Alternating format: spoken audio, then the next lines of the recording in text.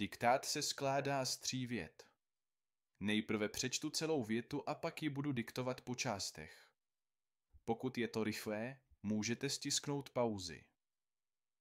Po skončení diktátu vyfoťte svou práci a pošlete ji ke kontrole do školy Kosmostudy prostřednictvím WhatsAppu nebo Telegram Messengeru.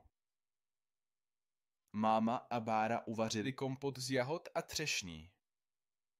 Máma a Bára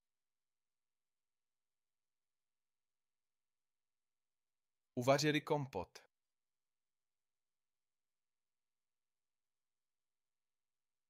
z jahod a třešní. Máma a Bára uvařili kompot z jahod a třešní. Pláďa s Vláďou schovali bubny do skříně. Pláďa s Vláďou schovali bubny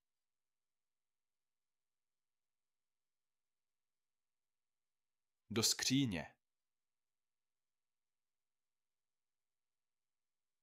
Láďa s Vláďou schovali bubny do skříně.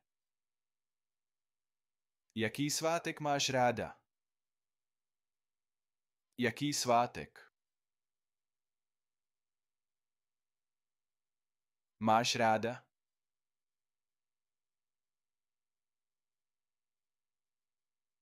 Jaký svátek máš ráda?